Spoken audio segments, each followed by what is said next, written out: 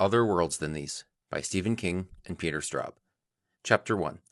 Right here and now, as an old friend used to say. We are in the fluid present, so see this and see it well. It's a man standing on a balcony, behind a waist-high balustrade made of pink stone, what's called kinna stone in this part of Midworld. He's wearing faded jeans and an equally faded t-shirt advertising Kingsland Ale, which, according to the slogan, is the king of ales. This man has sampled many bottles of Kingsland, and is more than willing to vouch for the slogan.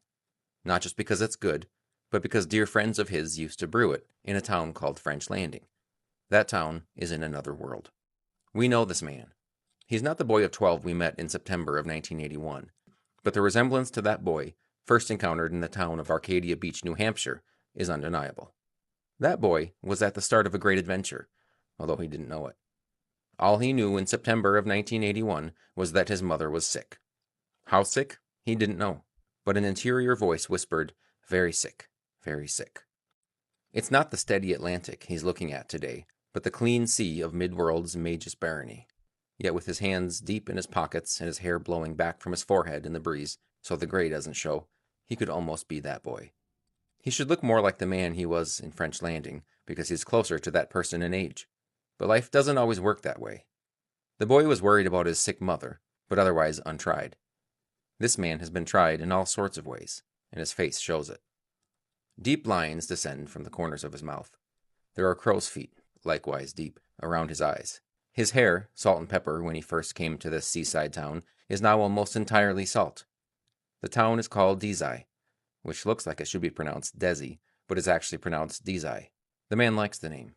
To him, it sounds like desire. There are reasons why this man is so thin and pale, both like the boy he once was and unlike the man who lived in French Landing, Wisconsin. While attending a press conference in that town with his brewmeister friends and a cop named Dale Gilbertson, a woman with a grudge, Wanda Kinderling by name, shot this man in the chest. The bullet nicked his heart.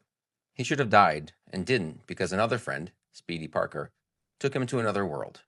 This world, where he was healed, which was a miracle. This man can go back to his country, a place of town fairs, freeways, school shootings, and 4th of July parades, but only for short periods. If he stays long, old wounds will break open, including the one in his wounded heart. His head will ache, his muscles will weaken, his skin will break out, he'll have trouble swallowing and catching his breath. Yet he has to go back from time to time, for there's a price to be paid for miracles, for living in the lovely and quiet seaside town of Desi, and he pays it not just for himself, but for others.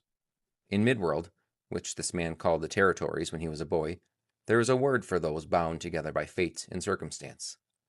Katet. The man doesn't like to use that term for the 4 men and 1 woman who have come to depend on him, but sometimes admits to himself, usually in the dark of night when he can't sleep, that it fits all too well. How it happened, how this burdensome tet formed, isn't much of a mystery. Long story short, he couldn't help what happened.